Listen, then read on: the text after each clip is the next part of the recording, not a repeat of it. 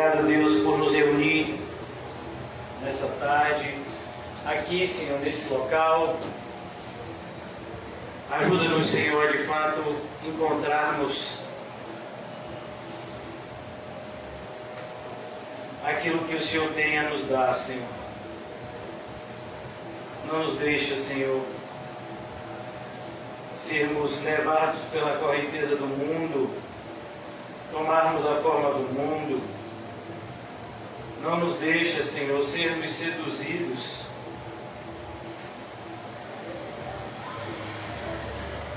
minados, Senhor, num sono diabólico, no meio dessa geração perversa, Senhor, que não conhece a Ti, mas que sejamos a todos os instantes lembrados da importância de vigiar e orar, de como nós devemos vigiar e orar sem cessar, para que não entremos em tentação. A carne é fraca, mas o Espírito está pronto. Que essa verdade bendita que nos foi anunciada pelo Senhor e Salvador Jesus Cristo, nosso Senhor, ressoe nossos ouvidos na tarde de hoje e guie o nosso coração. Ó Deus, nesse momento em que o mundo parece que está cada vez mais perdido, que nós possamos dar testemunho de que já fomos achados. Abençoa-nos, Senhor. Em nome de Jesus, amém e graças a Deus. Amém, irmãos? Amém. A gente está chegando à parte final do capítulo 14 de Marcos. Na segunda-feira nós paramos no versículo 65, justamente quando Jesus ele fala diante de todo o sinédrio quem ele é. Ele é Filho de Deus, e Jesus fala isso no versículo 62. Eu sou, e vereis o Filho do Homem assentado à direita do Todo-Poderoso, e vindo com as nuvens do céu. Então o sumo sacerdote rasgou as suas vestes, e disse: que mais necessidade temos de testemunhas? Ouviste a blasfêmia que vos parece? E todos julgaram réu de morte. Aquele que vai julgar a todos estava sendo julgado. Amém? Amém. Graças a Deus. Puseram alguns a cuspir nele, cobrir-lhe o rosto e dar-lhes murro. Olha como Jesus foi tratado, irmãos. No mundo que trata o nosso Senhor Jesus Cristo desta forma, nós não podemos criar falsas expectativas de aprovação e de aceitação. E ele continua aqui no versículo 65 e diz: profetiza. Isso uma maneira de escarnecer o Senhor Jesus, e os guardas tomaram a bufetada. Mas o que eu queria chamar a atenção hoje à tarde é como essa parte final de Marcos, ela tem muito a ver com a realidade que a gente está vivendo no último ano, né? Há um ano a gente aqui no Brasil entrou nesse estado de pandemia. A epidemia que surgiu no primeiro momento na China, ela foi se espalhando pelo mundo inteiro, chegou ao Brasil, e então foi-se em março do ano passado decretado uma série de medidas que deveriam ser tomadas com o propósito de salvaguardar vidas das pessoas aqui no Brasil. E mais de um ano se passou, e nós estamos, se eu não me engano, já chegamos a 300 mil de mortes de brasileiros, se não já chegou, esse número está bem próximo. E a gente percebe que esse ano se passou, e o mais vergonhoso esse ano é que se passou não foi, por mais que isso possa, soar pesado ao ouvido de algumas pessoas, mas o mais difícil nesse ano que passou não foram as atitudes equivocadas e esdrúxulas das mais diversas autoridades a nível mundial e nacional, mas é a postura dos cristãos, que é extremamente vergonhosa, no mundo inteiro, e principalmente aqui no nosso país, nós temos visto os cristãos literalmente se acovardarem e negarem a Cristo. E muitas pessoas não entendem o que seria negar a Cristo. Por isso o título do nosso estudo de hoje é justamente o significado de negar a Cristo e as suas consequências. Então a gente tem uma ideia equivocada. A gente acha que para que a gente negar a Cristo, a gente tem que sair da igreja, a gente tem que de alguma forma se vincular ao ateísmo ou a alguma religião oculta ou qualquer tipo de religião, outra que não o Evangelho ou a fé evangélica. Mas não, irmãos, você pode negar a Cristo e continuar vivendo a sua vida evangélica da mesma forma. A negação de Cristo é algo que começa dentro da gente e que vai, de fato, ser demonstrada por meio das nossas ações diante das circunstâncias do dia a dia. Então, por exemplo, quando eu sou convidado para um trabalho aonde eu vou ganhar muito dinheiro, mas eu vou ter que fazer coisas que são contrário ao princípio da Bíblia, isso também é algo que vai dizer se você nega a Cristo ou não. Se eu precisar mentir para obter algum tipo de benefício, eu vou mentir ou eu vou falar a verdade? Então perceba, negar a Cristo não é absolutamente dizer eu não conheço a Jesus, porque hoje em dia, irmãos, até os ímpios dizem que conhecem a Jesus. Até os ímpios falam bem de Jesus. A gente está vivendo num contexto, um pouco diferente do contexto aqui da Galileia, dessa região aqui da Palestina, de 2000 anos atrás, quando Jesus, o Evangelho, estava iniciando. Então aqui no versículo 66 do capítulo 14, olha que coisa. Estando Pedro embaixo do pátio, veio uma das criadas do sumo sacerdote, e vendo Pedro que se aquintava. Olha, irmãos, a gente aprendeu várias vezes, e nunca é demais lembrar o que está escrito lá em Salmos capítulo 1, e que nos é lembrado de maneira muito direta pelo apóstolo Paulo em 1 Coríntios 15, 33. Olha como o apóstolo Paulo coloca essa questão. Ele diz, não vos enganeis. Por quê? Porque a gente tenta se enganar como Pedro. Olha, eu posso ficar aqui junto com os ímpios, mas eu não sou igual a eles. Eu estou aqui junto com eles, me aquietando com eles, mas eu não sou igual a eles. Não, irmãos, se a gente começar a andar com os ímpios, a gente vai ter os mesmos comportamentos deles. As más companhias corrompem os bons costumes. Você nunca vai ler na Bíblia que as boas companhias fazem de você um santo. Não. Judas andou quanto tempo com Jesus? 3 anos e meio, e ainda assim o traiu. Paulo teve como companheiro Demas em várias das suas viagens, e Demas ainda assim o abandonou. Então, absolutamente, irmãos, o contrário não é verdade, mas esse princípio tem sido extremamente esquecido, que as más companhias corrompem os bons costumes. E nós vimos no Salmo de número 1, como é bem-aventurado aquele que não segue o conselho do ímpio, aquele que não se assenta. Olha o que Pedro estava fazendo. Pedro estava se assentando na roda dos escarnecedores. E esse é o princípio de todo aquele que vai negar a Jesus. De alguma forma, isso se inicia quando ele tira o foco do caminho estreito e de alguma forma acredita que pode alargar o caminho e ainda assim continuar seguindo aquele que nos disse que a porta é estreita e que o caminho é apertado.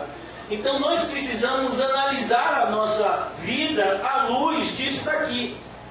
Nós que estamos vivendo esse cenário pandêmico já há 1 ano, você imagina, a igreja está fechada há 1 ano. Se ela estivesse fechada há 1 ano, você imagina, porque a pandemia está há 1 ano. A gente sabe que o vírus, né, durante o processo de eleição, o vírus tirou férias. E depois ele voltou. Né? Pelo menos foi o que tentaram convencer as pessoas. Que o vírus, durante os dias que antecederam a eleição, ele tirou férias, tudo voltou ao normal. Mas durante o final do ano parece que o vírus tirou férias também. E agora o vírus voltou com fome total. E a culpa acaba ficando para quem? Para aqueles que querem viver a sua fé. Porque aqueles que querem ser evangélicos atrás de um computador, atrás de um celular, eles não estão achando ruim esse novo formato que tem sido proposto para a igreja evangélica virtual. Né? Então, eu vejo minhas filhas tendo aula assim. Minhas filhas, elas têm aula numa plataforma, eu acho que não é plataforma, é uma plataforma digital chamada Google Meet, se eu não me engano. E aí fica um monte de quadradinho, algumas pessoas aparecem na filmagem, outras aparecem só a carinha, outras aparecem só a letra, né? E o professor fica lá falando e os alunos ficam fingindo que estão aprendendo. Tem um que nem está lá, só está lá aberto, mas ninguém sabe que está lá. E as pessoas, elas querem trazer esse tipo de tecnologia para a igreja. E a gente tem que entender, irmãos, que existem coisas que vão ser feitas do lado de fora da igreja, mas que dentro da igreja não tem espaço. Por exemplo, essa questão do EAD, ensino à distância. Ensino à distância, irmãos, você pode ter até isso no mundo, agora dentro da igreja não. Quer ver uma outra coisa? Muito antes até desse cenário pandêmico, eu já falava a respeito disso. Muitas igrejas adotaram estratégias de marketing para a propagação do suposto evangelho e do nome de determinada denominação. Não, marketing, ele cabe até numa empresa. Numa empresa você pode usar de marketing, mas na igreja você não usa marketing. Na igreja nós não temos como objetivo, de maneira nenhuma, encher a igreja. Esse nunca foi o objetivo, não pode ser o objetivo nem do pastor e nem de nenhum cristão. Nosso propósito não é encher a igreja, o nosso propósito é pregar o evangelho de maneira fiel. Quem é que vai trazer as pessoas para a igreja? Jesus. Por exemplo, 4 horas, meu filho, só tinha eu aqui. Hoje eu cheguei aqui, era mais ou menos umas 3 e pouca. Eu que abri a porta hoje com a chave que o Rodolfinho me deu. Eu abri e fiquei. Eu digo, acho que não vai vir ninguém hoje não. Porque deu 4 horas, eu disse, eu vou começar o culto. Comecei botando louvor, estava eu e Jesus aqui. Né? E aí quando foi mais ou menos umas 4 e 8, eu acho que chegou Joquinha com Henrique. Né? Então, a ideia, irmãos, é que a gente tem que tomar cuidado. Pois as pessoas têm visto determinadas acontecimentos do mundo e querem trazer isso para dentro da igreja. Não tem espaço, irmãos. É como, por exemplo, nós vivemos em um mundo onde as pessoas buscam entretenimento.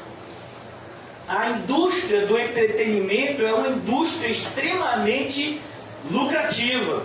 Então, por quê? Porque as pessoas querem se divertir. A vida, às vezes, da maioria das pessoas é tão sofrida que elas querem ter um pouco de diversão. Por exemplo, o que leva algumas pessoas a encherem a cara na sexta-feira? Né? É a diversão delas. Então, determinadas pessoas, o que leva uma criança a ficar 4, 5 horas num videogame, num celular, o que leva? É a diversão dela. Né? Mas como cristão, a gente não busca entretenimento. A nossa alegria vem do Senhor e a nossa alegria é o Senhor. Por isso que quando o apóstolo Paulo escreveu aos Filipenses, ele diz, alegrai-vos no Senhor. Então a gente tem que tomar cuidado, porque todas as vezes que a gente abraça os costumes do mundo e automaticamente a gente está dando as costas às ordenanças de Cristo. Porque no capítulo 4 de Tiago, ele diz de maneira bem clara, aquele que andar de mãos dadas com o mundo, vai estar em inimizade com Deus. Então, estou eu estou aqui para os irmãos que chegaram, mas nós estamos falando da última parte do capítulo 14, Pedro nega Jesus. O título da nossa mensagem, mais uma vez lembrando, o que significa negar a Cristo e as suas consequências. Então, estando Pedro embaixo do pátio, veio uma das criadas do sumo sacerdote, vendo Pedro que se aquentava, fixou e disse: tu estavas com Jesus o Nazareno. Irmãos, quantas vezes nós já vimos as pessoas fazerem e falarem coisas assim absurdas do ponto de vista cristão, e a gente muitas vezes dá aquela risadinha sem graça e não fala nada. Não, pastor, mas a gente não foi chamado a contender. Sim, a gente não foi chamado a contender, mas a gente também não foi chamado a dar uma risadinha de aprovação. A gente tem que deixar bem claro que a gente não concorda com aquilo que as pessoas falam. Então, negar a Jesus é algo muito mais, como eu vou dizer, é algo muito mais simples do que muitas pessoas pensam. Então, talvez alguns de nós aqui tenham negado Jesus hoje. É o fato de que a gente está tentando salvar a nossa vida. Todas as vezes que a gente tentar salvar a nossa vida, o que a gente vai fazer? A gente vai negar Jesus. Sim, é por isso que os cristãos, eles deixam de ajudar na igreja, eles deixam de ajudar o seu semelhante, eles têm se transformados cada vez mais em pessoas egocêntricas, em pessoas egoístas. Por quê? Porque elas não têm andado com Cristo. Então, em poucas palavras, irmãos, negar Cristo significa deixar de andar com Ele. Então nós precisamos entender que andar com Cristo é o requisito essencial da vida espiritual de todo cristão. Então nós somos chamados a andar com Cristo. Ah, mas Jesus Cristo está no céu. Ele está no céu, está no seu trono, e Ele está aqui também. E Ele deveria estar também dentro de você se você é um crente. E você deveria estar dentro dele se você é crente. Mas como é isso? Ele está dentro de mim, eu estou dentro dele. Como é isso, pastor? É como a Bíblia falou. Cristo em nós é a esperança da glória. E nós em Cristo, como é o nome disso? Igreja. Corpo de Cristo. É a igreja. Significa que Cristo é o cabeça, nós somos o seu corpo. Cristo e nós somos uma coisa só. No momento da nossa regeneração, nós somos agora feitos um só. E essa intimidade é algo tão profundo que em Efésios Paulo diz: não há palavras humanas que consigam descrever essa intimidade. A gente consegue ter uma visão aproximada quando a gente olha para o casamento. Quando um homem se une a uma mulher e se torna uma só carne. Mas a visão da unidade entre Cristo e o crente é muito mais profunda que essa visão. É o que Paulo disse em Efésios. Então aqui no capítulo 14, irmãos, vendo Pedro que se aquentava, vendo a Pedro, perceba, segunda coisa aqui, você pode não estar vendo as ciladas que Satanás e o mundo e a sua própria carne estão tramando contra você. Mas saiba que o mundo está olhando para você. O mundo está vendo você. As pessoas da sua rua te veem. As pessoas no seu trabalho enxergam você. As pessoas na sua família, elas estão observando as suas atitudes diante desse cenário de pandemia. E qual tem sido o seu testemunho? Qual tem sido o seu testemunho diante da possibilidade de falta de dinheiro? Qual tem sido o seu testemunho diante da possibilidade da morte? Qual tem sido o seu testemunho, irmão?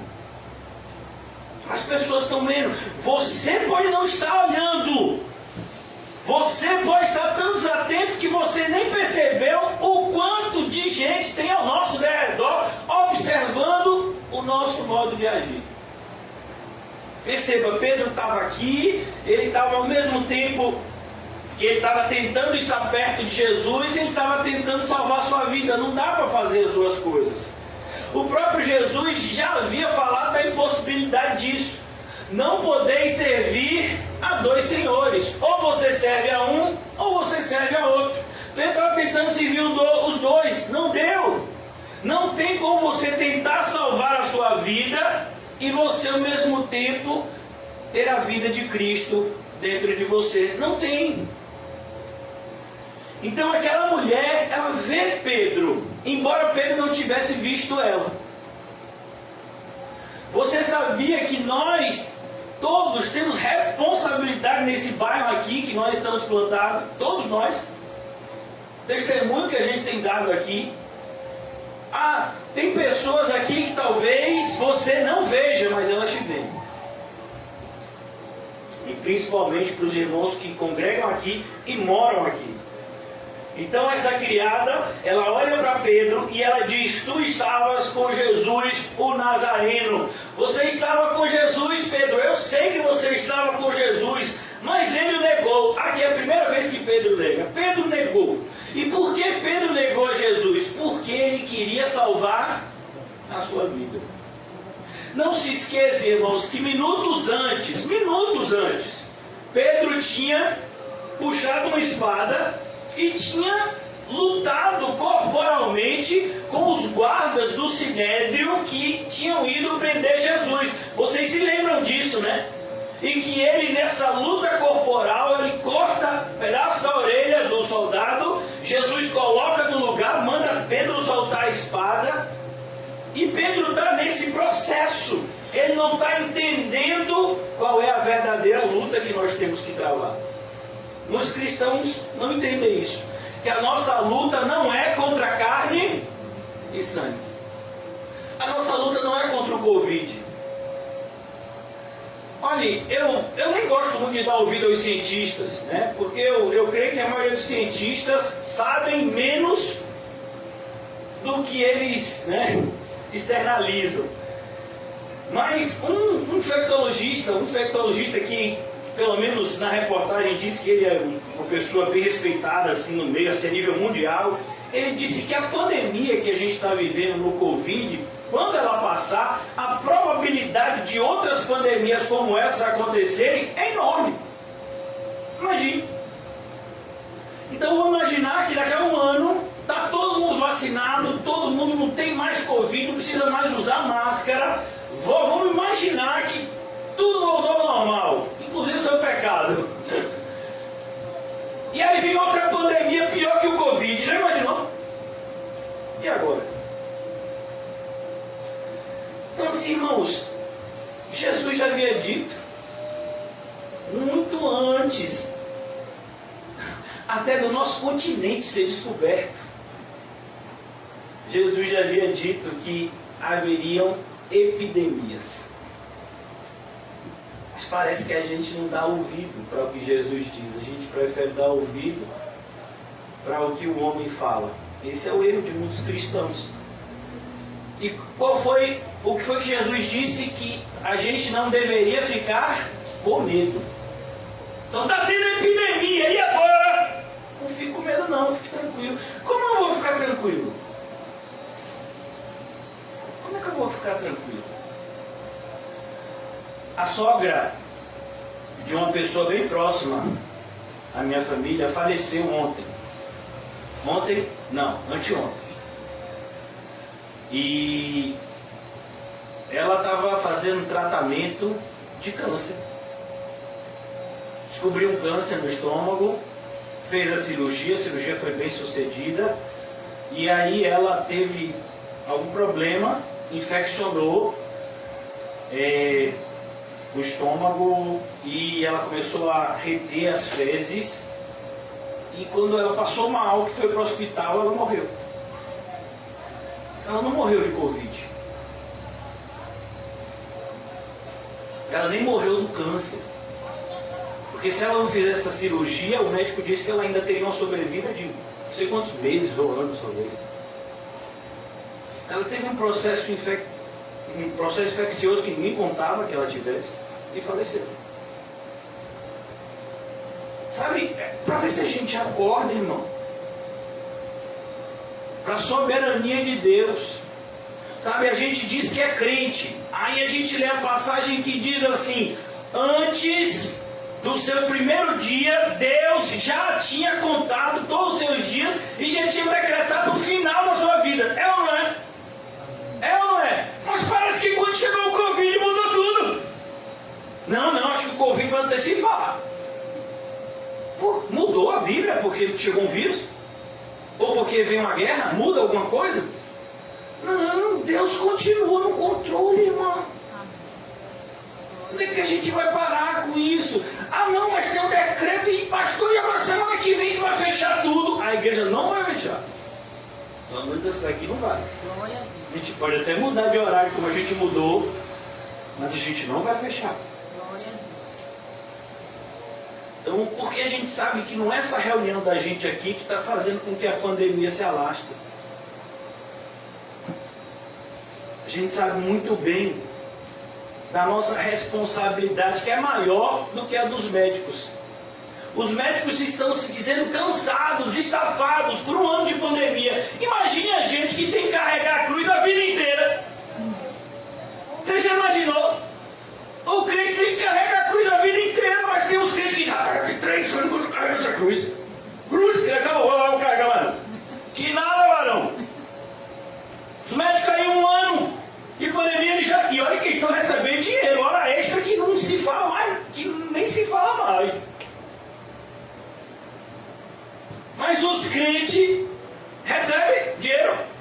Só se for estelionatário, né? É para negar tudo, tomar a sua cruz e seguir a Jesus por 1 ano, por 10, por 20, não, a vida inteira até chegar ao céu. É o seu chamado, irmão.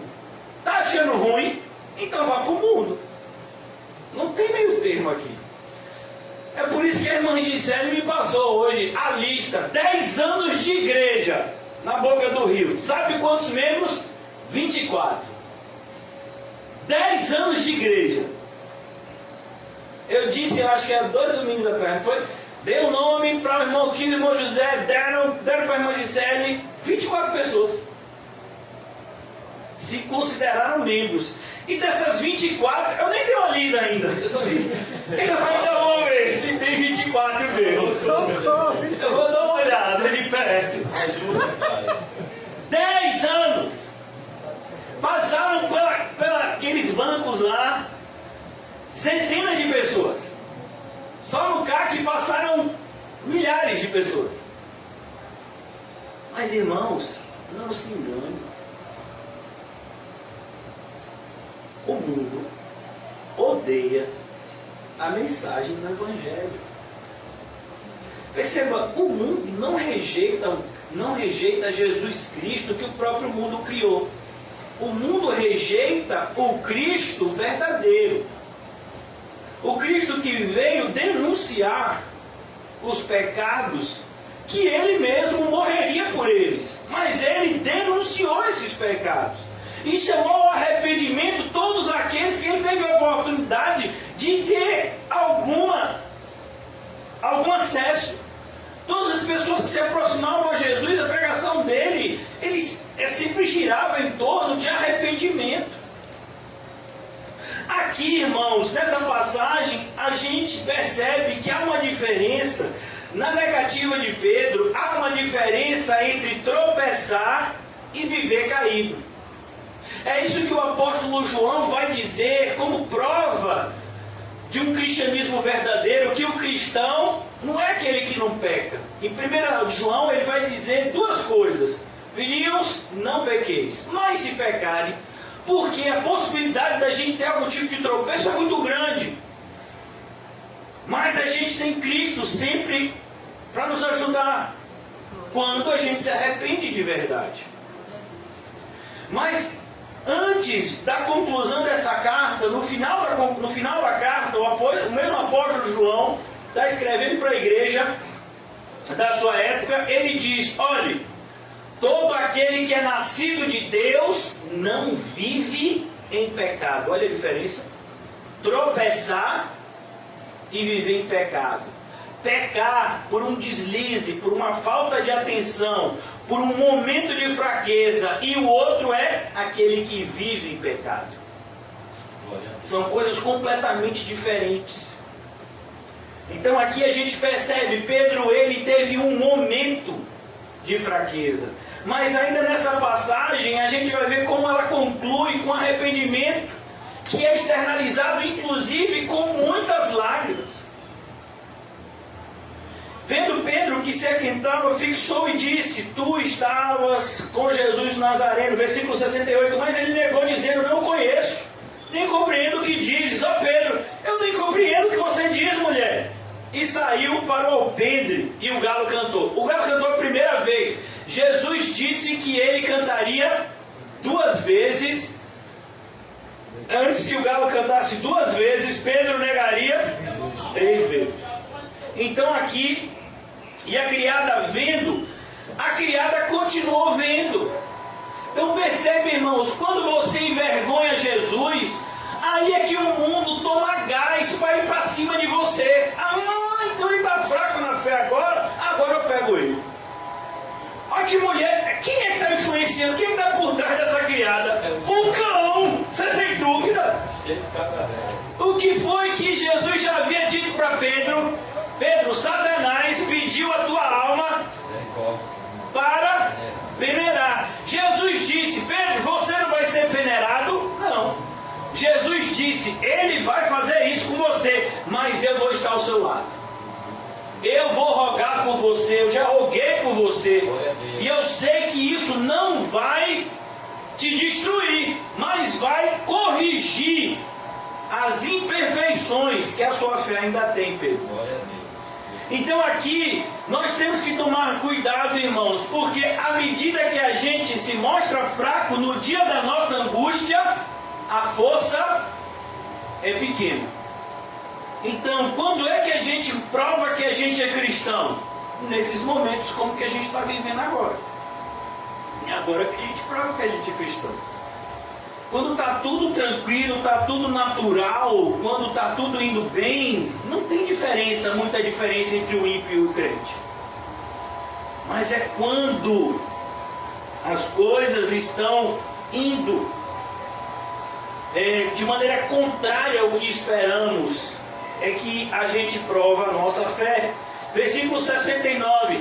E a criada, vendo, tornou a dizer aos circunstantes: este é um deles. E aqui é pior agora. Olha que coisa. Primeiro foi ela falando com Pedro. Agora é essa mulher endemoniada gritando para todo mundo que estava lá, que estava cheio, né?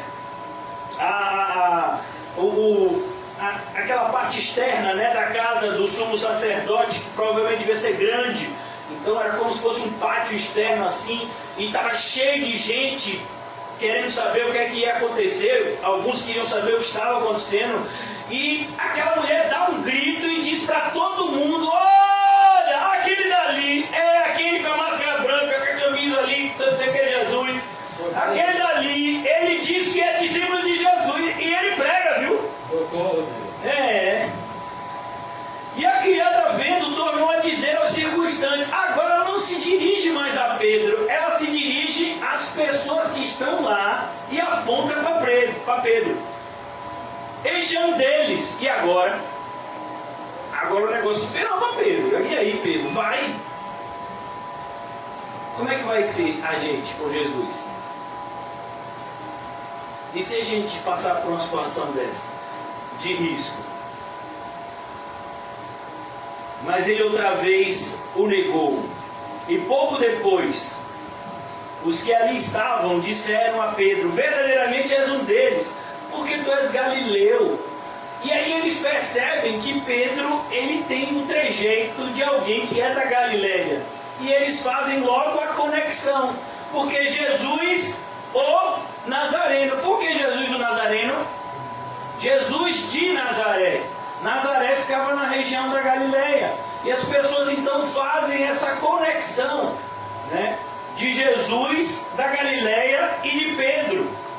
Verdadeiramente és um deles, porque também és da Galileia. E essa é a pior parte. Ele, porém, começou a praguejar e a jurar. Imagine, ele começou a jurar. Irmãos, só para que a gente se situe do ponto de vista cronológico, a gente está aqui de madrugada. No início da noite desse dia aqui, que agora é de madrugada, vamos imaginar que a gente, né, hoje é que dia? Hoje é sexta, né? Vamos imaginar que hoje, daqui a umas 8 horas, quando vocês chegarem em casa, eu sei que vocês vão estar lá em uma pizza, alguns um hot dog, outros vão ter uma lasanha esperando, né? Outros vão ter um copo de água, como eu. Então, você chegar em casa, você vai fazer uma ceia e você vai se alegrar com os seus irmãos, com os seus amigos. Pois é, Jesus esteve perto assim com os seus discípulos, era de noite, na madrugada desse mesmo dia, ou seja, poucas horas depois, Pedro está negando. Poucas horas antes, Pedro disse, ainda que seja necessário morrer. E ele disse isso depois de Jesus falar, Pedro, você me negará 3 vezes. E ele disse que Jesus estava errado. Por que eu estou fazendo questão de fazer toda essa conexão? Porque quando Jesus te disser uma coisa pela palavra, em nome de Jesus, alma, amém, dê atenção, porque amém, Jesus está certo, amém, e você está errado. Amém. Quantas vezes a gente lê na Bíblia determinadas coisas e diz, não, mas comigo não vai ser assim, eu sei me controlar. É assim mesmo. Não, eu acho que Jesus está sendo radical demais, eu acho que dá pra gente, né? Dá pra gente equilibrar as coisas. Esse cristianismo fanático que esse maluco prega aí na frente não é a realidade que a gente vive em 2021. A gente tem que ter, sabe, uma contextualização com a nossa era moderna.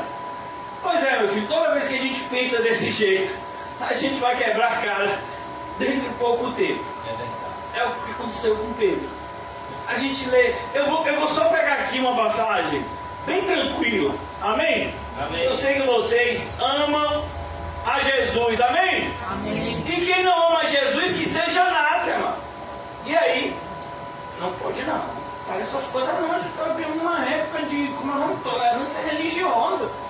Meu filho, eu não estou falando nada não, eu estou só repetindo as palavras do apóstolo Paulo, inspiradas lá em 2 de Coríntios. Perdão, em 1 de Coríntios 16. Não pode dizer isso. E aí, vai dizer o quê? Vai riscar a Bíblia? Mas eu não quero nem falar isso, eu quero falar outras coisas mais tranquilas. Vocês, por exemplo, já leram o Sermão do Monte, amém? Quem já leu o Sermão do Monte? Meu filho, se você diz que é crente e nunca leu o Sermão do Monte, vai tomar vergonha na sua cara, né?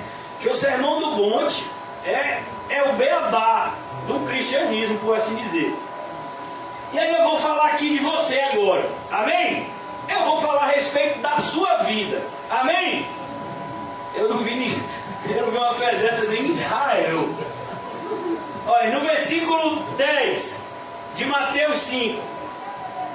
Mas o Sermão do Monte é em Mateus, pastor? Não, meu filho, é em Tiago.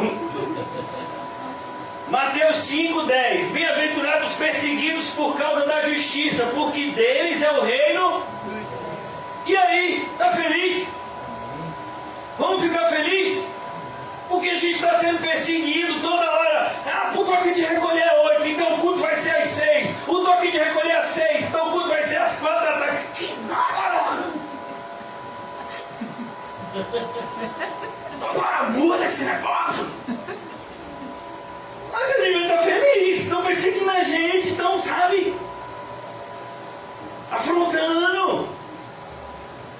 Bem-aventurados sois quando por minha causa vos injuriarem. Que absurdo, essa irmã Márcia saindo para ir para a igreja. Se ela estivesse saindo para ir para o barzinho beber e deixar os filhos dela trancados em casa, não tinha problema nenhum. Mas ela está indo para a igreja.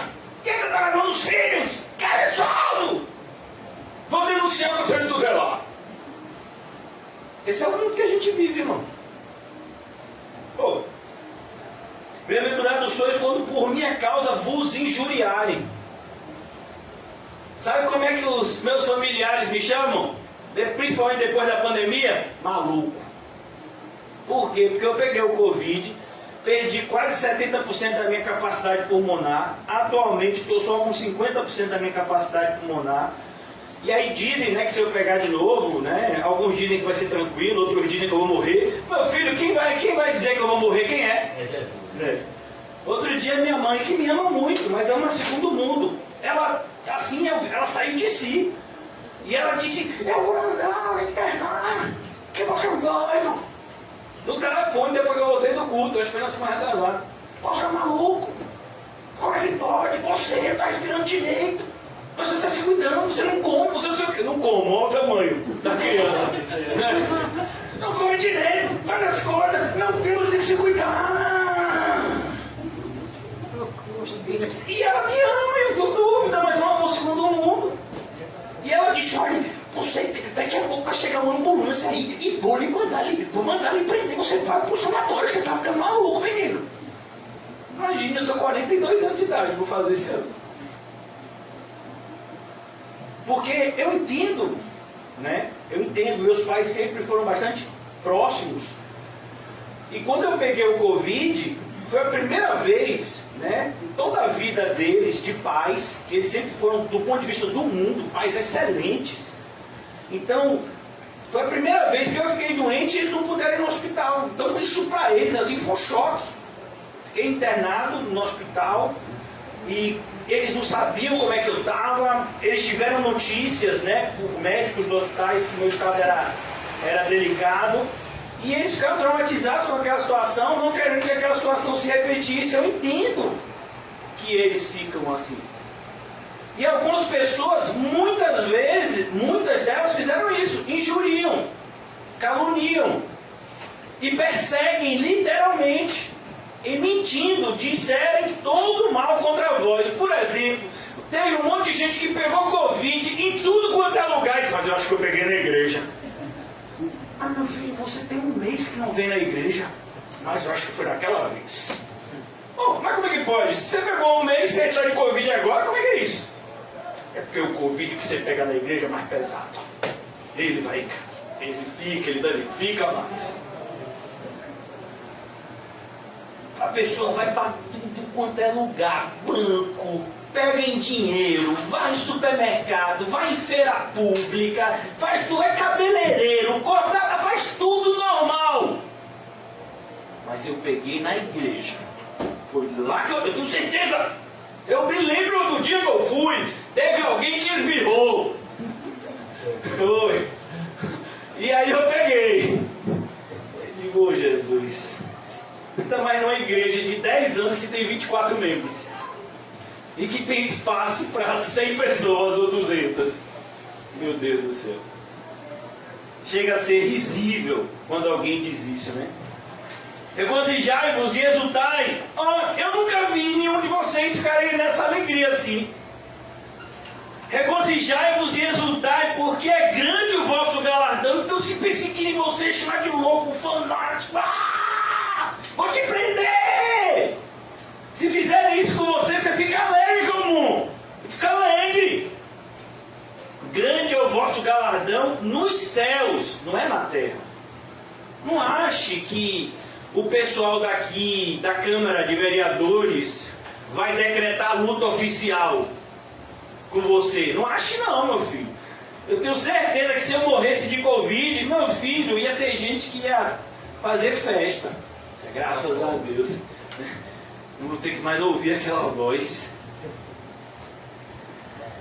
Vosso galardão nos céus, pois assim perseguiram os profetas que viveram antes de vocês. Isso é ser cristão.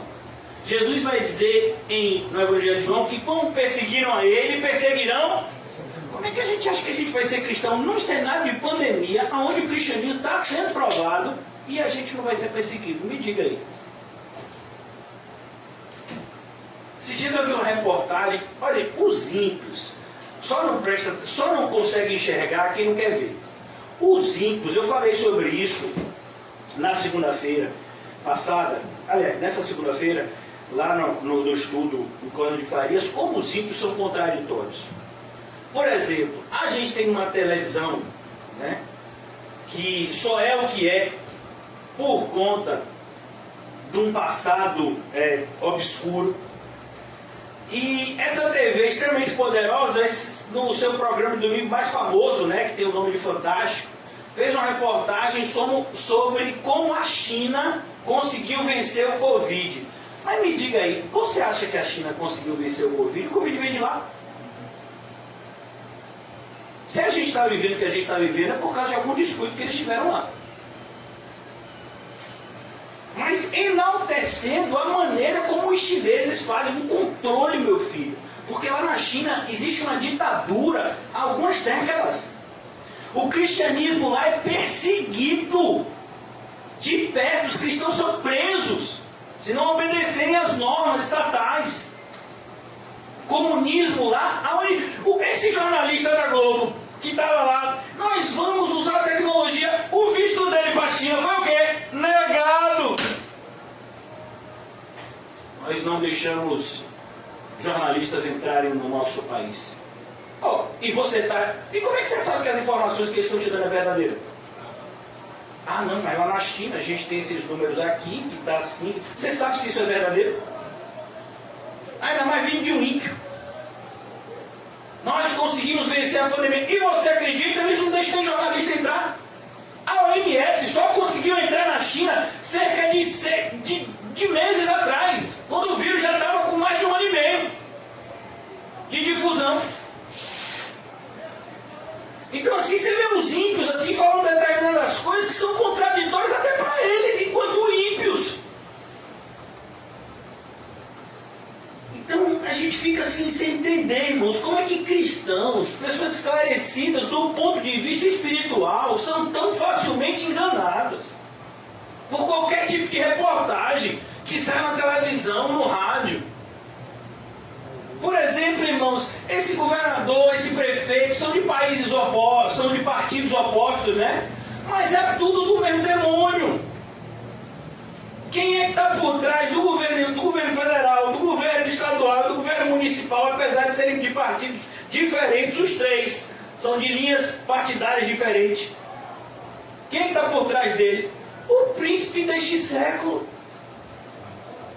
Perceba que todas as decisões que eles tomam, de alguma forma, vão interferir, prejudicando, pelo menos tentando prejudicar a vida dos cristãos. O mundo, o espírito desse mundo, ele não se preocupa em prejudicar os ímpios, mas ele se preocupa em colocar um ódio dos ímpios contra os cristãos. Não sei se você já enxergou isso. Aí vem uma pessoa e diz assim para mim, eu estou sem ir para a igreja porque o meu irmão, que é ímpio, que disse que ser cristão é coisa de maluco, mas é médico, não vou nem falar coisas, né, mais feias ainda, me disse para eu não ir. Vem cá, você está dizendo que você está pautando a sua vida pelo conselho de um ímpio, e você ainda tem a cara de pau dizer isso para mim, e você acha que eu, como pastor, vou ficar calado? Pelo amor de Deus. Então a gente tem que acordar, irmão. Por isso que tem 1 ano, 10 anos, 24 membros. E eu ainda vou analisar essa lista direito. Por que isso, irmão? Porque o negócio é sério. Ser crente é estreito. O negócio era tão estreito que quando chegou um camarada que começou a andar com Jesus e prestar atenção nas pregações de Jesus, ele disse, Jesus, então são poucos os que são salvos. Olha a constatação lógica de quem pegou a pregação de Jesus e comparou com a sociedade, como a sociedade da época vivia. E olha que a sociedade de Jesus era altamente religiosa e moralista, viu?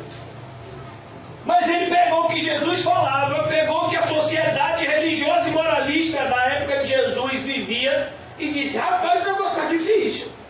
Se for desse jeito que Jesus prega, então são poucos os que são salvos, está no Evangelho de Lucas. E Jesus disse, olha, o negócio é bem por aí.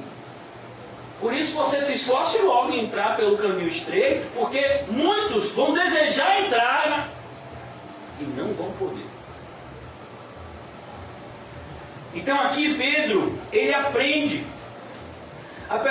Apesar de Pedro ter esse comportamento translocado, o comportamento de Pedro aqui, irmãos, é muito próximo do comportamento de Asaf no Salmo 73. Quem já leu o Salmo 73? Sobre como nós, enquanto cristãos, muitas vezes, quando a gente perde o foco da glória de Deus em Cristo, a gente olha para o ímpio e pensa que o ímpio que é próspero, que a vida do ímpio que é boa. Não, meu filho, a vida do ímpio não é boa, não. O ímpio está indo para o inferno. Independentemente da maneira difícil que a gente viva aqui na terra, das dificuldades do tempo presente, a nossa vida é maravilhosa porque nós estamos levando para o céu. É isso que o cristão tem que pensar. É por isso que Asaf, ele mesmo, dizendo a respeito dele mesmo, ele diz o seguinte: e eu estava como um animal irracional, quando eu pensei que os ímpios tinham uma vida melhor do que a minha. Deus é bom para com o seu povo.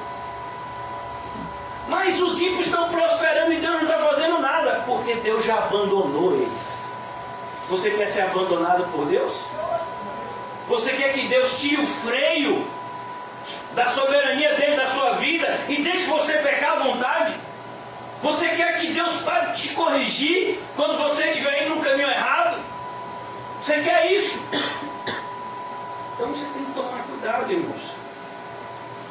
Ele, porém, começou a praguejar e jurar: não conheço esse homem. E olha como ele fala de Jesus, esse homem.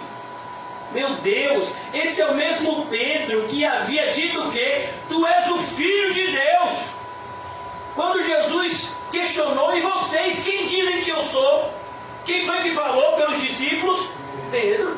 Tu és o Filho de Deus, o unigênito Filho de Deus. Jesus disse: bem-aventurado és tu, Simão Barjonas, porque não foram nem a carne nem o sangue que te revelaram estas coisas, mas o meu Pai que está no céu que te revelou. Imagine, Pedro recebeu essa revelação do alto, o mesmo Pedro que viu Cristo transfigurado. A transfiguração de Cristo só foi vista por 3 apóstolos: Pedro, João e Tiago. O mesmo Pedro que viu Jesus andando sobre as águas e que andou com ele, agora diz: não conheço esse homem. Olha o que a queda faz com a gente. Quando a gente tropeça, irmãos, a gente tende a deixar de enxergar a divindade de Cristo e querer olhar para Cristo como um simples homem que viveu uma vida correta. Pelo menos isso é o que a nossa sociedade aceita e espera da gente. O que a sociedade quer de você e de mim? Que a gente olhe para Cristo não como nosso Senhor e Salvador, mas que a gente olhe para Cristo apenas como nosso mestre e que a gente tenha uma vida moralmente correta e socialmente aceita. É isso que esperam de nós. Mas não é assim que Cristo determinou que vivêssemos. Cristo disse que nós deveríamos viver da maneira como Ele nos ensinou, não como a maneira que o mundo vive e quer que vivamos. O apóstolo Paulo, compreendendo esses ensinos de Cristo, ele nos ensina da seguinte forma: irmãos, não vos conformeis a este século, não tomem a forma do mundo, mas transformai-vos. A transformação começa em você. Como é que a gente quer transformar essa rua? Como é que eu quero transformar a minha casa se eu não estou transformado? Eu quero muito que meu filho, meu pai, minha esposa, meu marido, meu tio, meu primo, eu quero muito que eles sejam cristãos também. A pergunta é: você é? Me mostra. Não conheço esse homem. E começou a praguejar: não conheço esse homem de quem falais. Imagine, quem é que devia falar de Jesus? Quem é que devia falar de Jesus? Pedro. E era o povo que estava falando de Jesus para Pedro. Olha que coisa. Será que você já chegou a esse nível também, irmãos? Que as pessoas é que estão apresentando um falso Jesus para você porque você não tem coragem de apresentar o verdadeiro Jesus para elas. Já chegou a esse ponto você? Pedro chegou. E logo cantou o galo pela segunda vez. Já vou concluir. Pela segunda vez. Então Pedro se lembrou da palavra de Jesus, lhe dissera, e eu acho isso interessante, porque se a gente pega isso de maneira solta, a gente perde a riqueza do texto. Então Pedro se lembrou. Mas Pedro se lembraria naturalmente? A nossa memória, irmãos, ela é carnal. Você quer ver que eu vou mostrar para você que a sua memória é carnal? Quando alguém faz algo de bom para a gente esquece em poucos segundos. Quando alguém faz algo de ruim para a gente, às vezes a gente passa décadas sem se esquecer daquilo. Você vai conversar com alguém e diz, pastor, eu sou traumatizado. Por quê? Porque quando eu estudava, meus coleguinhas na escola, eles roubavam meu lanchinho e me batiam, me trancavam no banheiro. Aí você diz assim, é mesmo, você tem 60 anos. E você ainda se lembra disso que fazia com você com 5, como se fosse hoje. E você diz, e na semana passada que o pessoal te visitou durante quase uma semana e levou comida para você de manhã, de tarde, de noite. Ah, eu tinha me esquecido disso. Como a nossa memória é carnal. Percebe, irmãos, Jesus já disse para a gente, o Espírito está pronto, mas a carne inclui inclusive a nossa memória. Então quem foi que lembrou para Pedro essas palavras? O Espírito Santo. Jesus disse, o Espírito Santo vos lembrará tudo o que eu disse a vocês. Na ausência de Cristo, Cristo não podia estar do lado de Pedro agora, Cristo estava preso. Mas aquele, o substituto, aquele que vem ocupar o lugar, o Espírito Santo, ele lembra Pedro daquilo que Jesus havia dito. Como está escrito no Evangelho de João. Literalmente está escrito assim. E logo cantou o galo, Pedro se lembrou. Não foi Pedro, não foi a memória carnal de Pedro. Não. Foi o Espírito Santo que já estava ali. Ainda que pequenininho, né? Ainda que o fruto tivesse pequenininho ainda, mas estava ali. Lembrou a Pedro as palavras que Jesus lhe dissera. Olhe, antes que 2 vezes cante o galo, tu me negarás 3 vezes.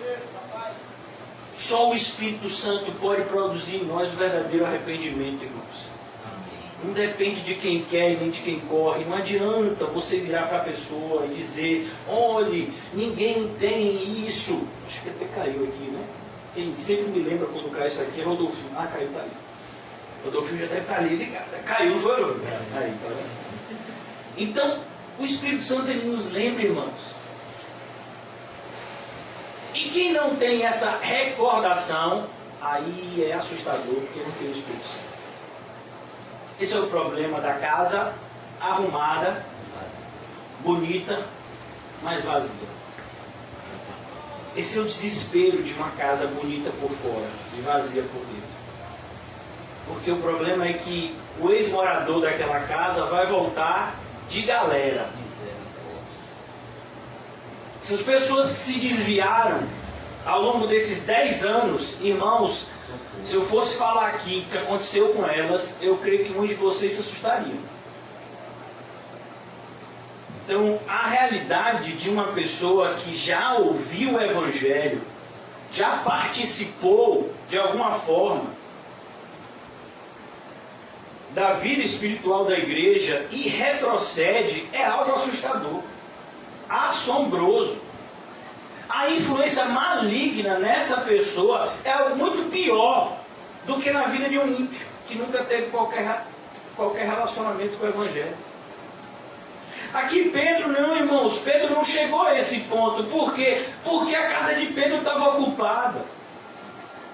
Pedro caiu em si, e o mais interessante é uma informação que tem lá no Evangelho de Lucas, se eu não me engano. Sabe quando foi que Pedro caiu em si? Olha a soberania de Deus. Vocês lembram da cena? O que está acontecendo? Jesus está dentro da casa, né, numa espécie de salão que tinha lá na casa do sumo sacerdote, sendo julgado. A essa altura ele já tinha sido condenado, o pessoal estava batendo nele, escarnecendo dele, esperando dar o tempo para poder eles levarem ele diante de Pilatos. Mas quando Jesus está passando, saindo da sala para ir para ser preso, ele olha para Pedro. Irmãos, olha a soberania, tinha tanta gente ali que podia obstruir essa visão. Mas Deus possibilitou um espaço geográfico aonde Pedro e Jesus se conectaram por meio de um olhar. Que trouxe o quê? Esse arrependimento. Aí você percebe o que Marcos aqui está falando. Caindo em si. Quando foi que ele caiu em si? Quando o olhar misericordioso de Cristo olhou para ele. E ele percebeu a bobagem que ele estava fazendo. Não. Eu não quero a aprovação dos homens, não. Eu quero esse olhar na minha vida para sempre. E caindo em si, desatou a chorar. Imagina. Ele sai daquele lugar. E como José já pregou para a gente aqui outro dia, esse choro aqui é como se Pedro estivesse colocando para fora um esgoto que tinha entrado na vida dele, sem ele perceber. E eu espero que na tarde de hoje, irmãos, a gente repense o nosso cristianismo. Porque nós estamos vivendo um momento aonde negar a Jesus para nós, por meio das atitudes que nós vamos tomar diante desse cenário, é uma linha muito tênue. Eu converso com pessoas várias vezes, conversava, né? Agora essas pessoas me evitam, depois que já sabem da minha postura. Mas eu conversava com muita gente que dizia: ô pastor, eu vou deixar de ir, ô pastor, eu deixei de ir, ô pastor, mas eu... Ô meu filho, é sério. A essa altura, depois de 10 anos ouvindo o Evangelho, então a gente observa, irmãos, que essas pessoas que disseram tanto, né? E o mais assustador, eu comentei com o José essa semana, o irmão José, e pela graça de Deus tem sido meu conselheiro em alguns momentos. E eu conversei com o irmão José sobre minha tristeza e meu desespero, assim, do ponto de vista pastoral, em relação à vida de algumas pessoas que a gente já pregou, e tem uma relação de amizade, de fraternidade. Meu desespero é esse, irmãos, é saber de que pessoas que já tiveram tantos testemunhos de Deus na sua vida. Pessoas que já se afastaram, já conversaram comigo dizendo: pastor, teve um dia que eu estava sem nada em casa, e aí eu orei, e aí de repente chegou comida na minha casa. Glória a Deus. O pastor, teve um dia que eu estava doente, eu pensei que ia morrer, e eu orei, Deus me ajudou e me recuperei. Pastor, teve um dia que aconteceu assim, e aí Deus agiu na minha vida, e eu, sim, que maravilha. E agora, você vai retroceder?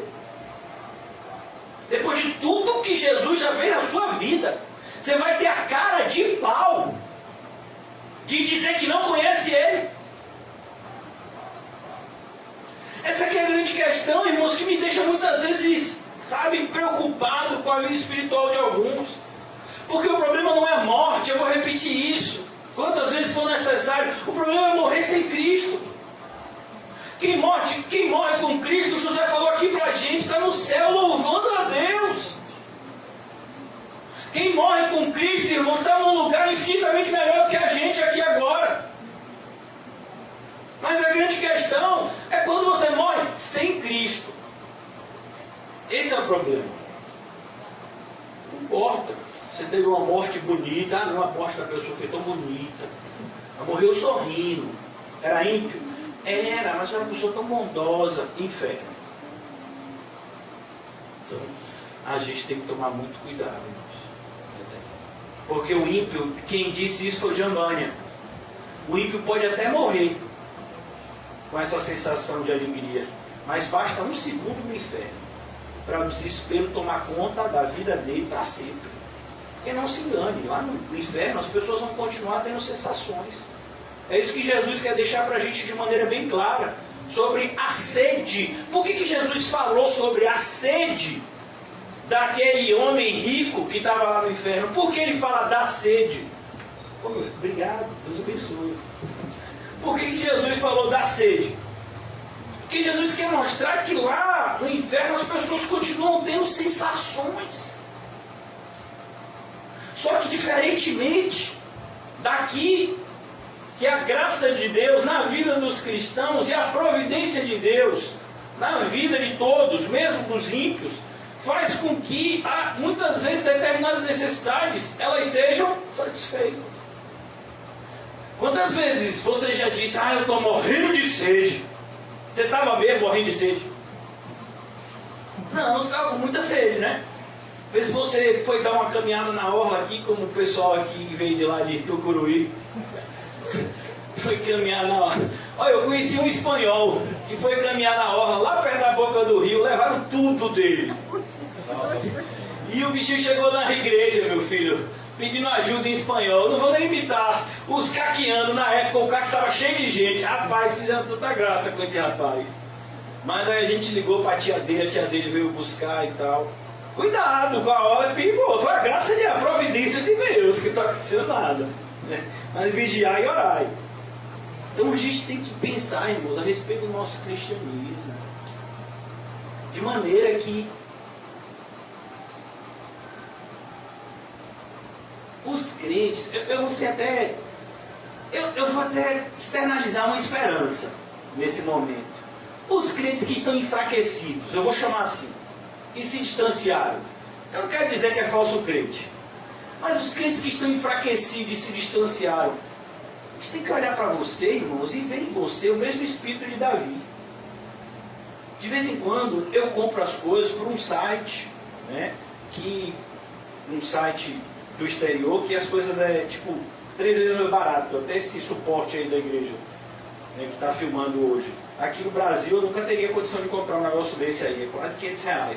Comprei pelo site por R$150, foram uns 60 dias para chegar, mas chegou aí. Já tem quase 2 anos filmando. Então a gente tem que pensar direitinho. Porque as pessoas precisam olhar para a gente e ver. E eu falei isso porque esses dias olhando no site, agora eu me lembrei, eu vi um Badog.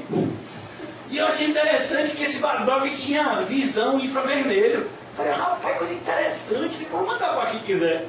Era um Badogzinho, quem vai gostar é os meninos aqui. O Badog, ele tinha um negocinho assim, mas esse Badog não jogava assim não, como os Badogs do interior, né? Eu chamo de Badog. Tem gente que chama de xilingue, né? Os mais chiques, né? O Badog. E de Bodocó, eu nem sei como é que se chama em Bodocó isso. Depois a gente vai saber no domingo como é que chama em Bodocó. E aí você pega eu estou acostumado a atirar assim. Lá em Chique me ensinaram a atirar assim. Chique vendia na feira. Ah não, mas esse Badog você atira assim, de lado. E tem uma visão infravermelha. Rapaz, quando eu vi aquele Badog, me deu vontade de comprar. Porque eu me lembrei de Davi. E da coragem daquela criança, que era um adolescente. Ainda. Diante de toda a covardia dos adultos. A gente está vivendo essa época. Onde o Golias, Covid, está dizendo, está vindo todo dia aí, vai sair de casa? Vai ver? Vai para a igreja? Venha. Venha para a igreja. Golias, Covid, todo dia, fica na sua cabeça. Você vai mesmo, Mateus, eu já lhe peguei, Mateus. Você pegou uma vez, você pega a segunda, não lhe diga nada, viu? Golias todo dia, meu filho, e fica todo mundo com medo, né? A gente tem que ser como Davi. E eu pregando sobre isso em uma determinada oportunidade, esse texto está em 1 Samuel, se eu não me engano. Olha que coisa interessante, irmãos. 40 dias. O número 40 é bastante significativo na Bíblia. 40 dias, tempo que Moisés ficou no monte. 40 dias foi o tempo de jejum, né, de Jesus. E 40 dias, aquele desafio, vinha Golias e desafiava, humilhava o povo de Jesus. Não tem homem aí para me enfrentar. E todo mundo com medo por conta do tamanho de Golias. E aí chega aquele adolescente, ele não estava nem na fase militar ainda, Rapaz, como é que vocês não vão lutar? Não, eu vou. O rei era quem? Saul. A Bíblia diz que Saul era o homem mais forte de Israel. Diz que ele era grandão, fortão, tipo assim, uns 2 José, né?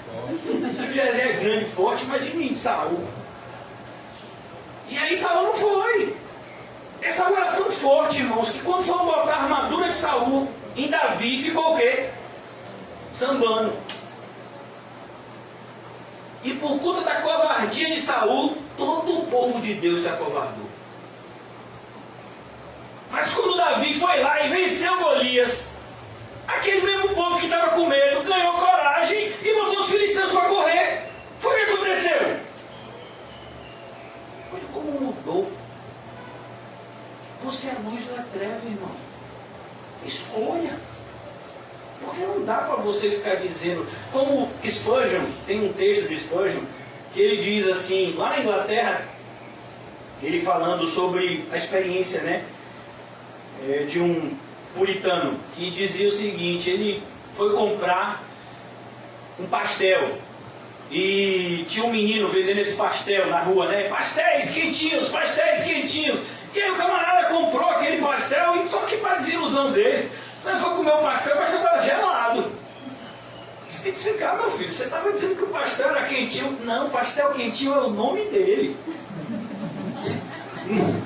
Significa que ele tem que estar quente, não. Como aí, já comprou? Então, é como a gente. Como é que as pessoas chamam você? Crente. E você sabe o que significa crente? Aquele que crê. Como é que as pessoas às vezes perguntam na rua, vem cá, meu irmão, você é cristão agora, é? O que é um cristão? Porque ele é parecido com Cristo. Pastor, mas eu sou contra rótulos. Meu filho, eu sou contra rótulos antibíblicos. Rótulos bíblicos eu sou totalmente favorável. Por isso, se uma pessoa chegar para mim e diz, você é cristão? Sou. Evangélico também. E crente? Estou. Com toda a força. Por que isso, irmão? Evangélico é aquele que vive o Evangelho. Então será que a gente vai estar igual pastéis quentinhos? E aí quando o pessoal vem na esperança de comer um pastel quentinho, está gelado e borrachudo. Então, às vezes as pessoas vêm para mim, para você, querendo ouvir uma palavra de fé e de esperança, e a gente, não, o governo já mandou aí. Se não for essa vacina, eu não sei não, viu, barão? E aí, essa vacina? Já tomou? Vai tomar? Rapaz, você toma sua vacina, vai.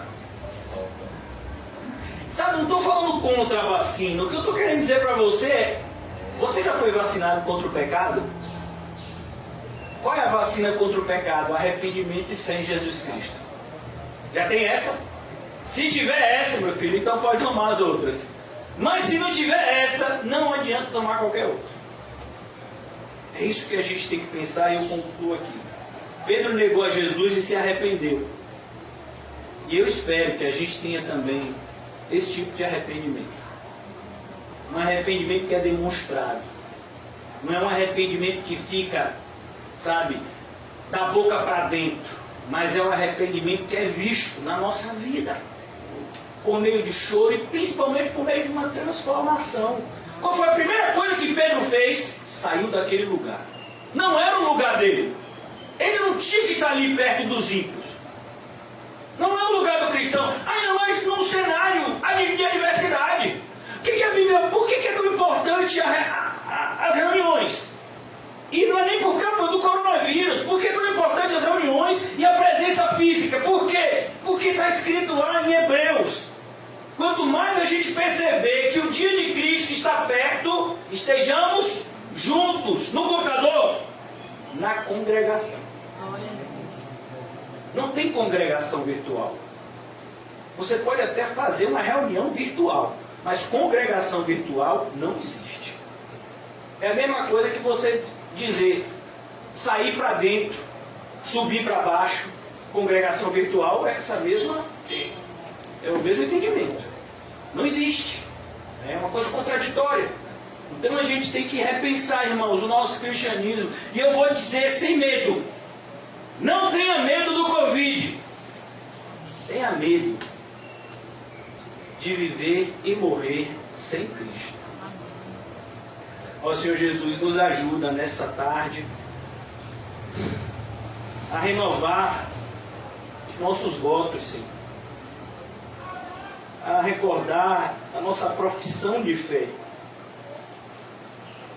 E daquilo que nos comprometemos. Nos arrepender dos nossos maus caminhos e viver uma vida nos passos de Jesus. Foi isso que declaramos quando nos batizamos. Foi isso que declaramos que faríamos quando professamos a fé evangélica. E muitas vezes, não só temos negligenciado, mas temos envergonhado o nome de Jesus e o santo evangelho que Ele confiou a nós. Ele não entregou o evangelho aos anjos. Ele entregou o evangelho aos cristãos, para que nós propagássemos aos quatro cantos do mundo.